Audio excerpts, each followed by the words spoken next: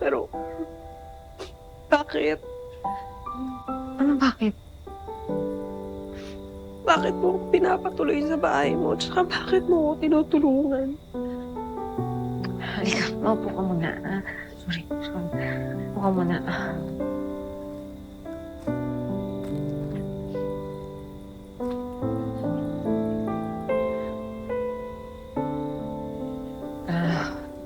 Kita ko kasi na nagtutulungan ka na ng mga kabarangay natin eh. Lalo na yung pinakamalapit mong kaibigan, si Berta. Naman na rin yung loob sa'yo. Tete, sorry talaga. Ang totoo nan, naiingit kasi ako. Naiingit ako sa'yo. Kasi ang daming nagmamahal sa'yo.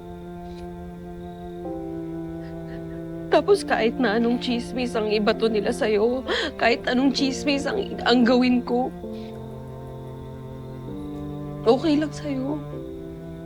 Matatag ka pa rin. Hindi ka nagpapatingag.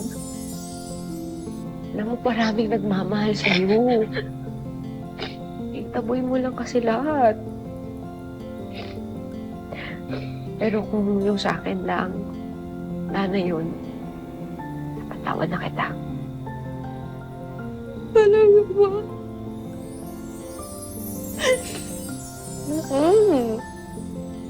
Ano, umiyak?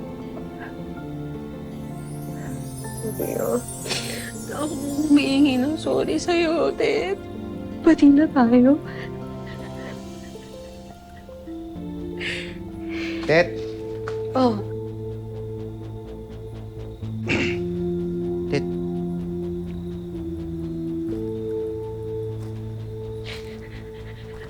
Sigurado ka ba? Ba't mo pinatuloyan dito? Sigurado kong tutulungan mo yan? Baka mamaya umandar na naman yung saltik niyan. Padong, okay na kami. Ayos na kami dalawa. Saka kung tutulong ako, eh, ba't pagdududahan ko pa? Okay na yan. Sige, kung bahala.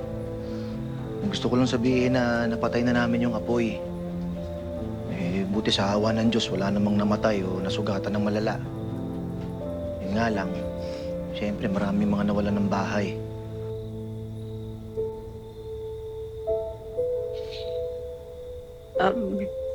Tete. Gusto ko humingi ng tawad sa mga kabarangay natin. Gusto ko mag-sorry sa kanila kahit hindi nila tanggapin. Kasi kasalanan ko naman kung bakit nangyari to eh.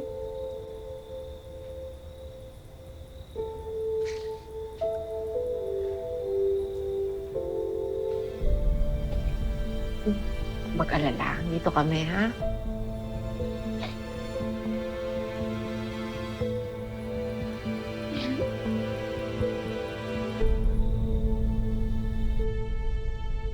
Meron sana akong gustong sabihin sa inyo.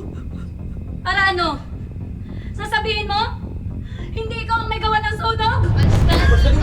Nang dahil sa'yo na sunog. Pabiktim ka, Esther! Huwag kami! Kaya nga, sinungaling ka kasi kaya wala nang maniniwala sa iyo eh.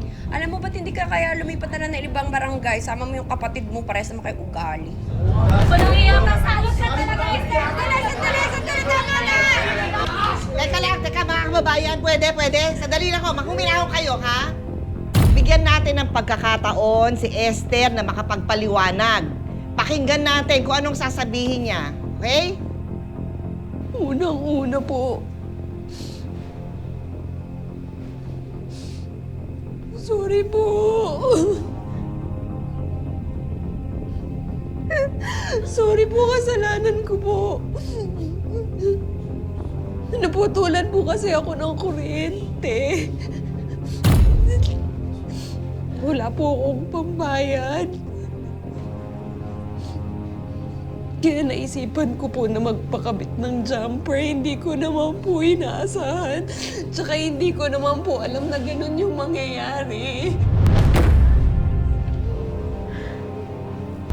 Wala pong halong kaplastikan, tsaka taos puso po ako humihingi ng tawad sa inyong lahat. Sana po mapatawad ninyo ako.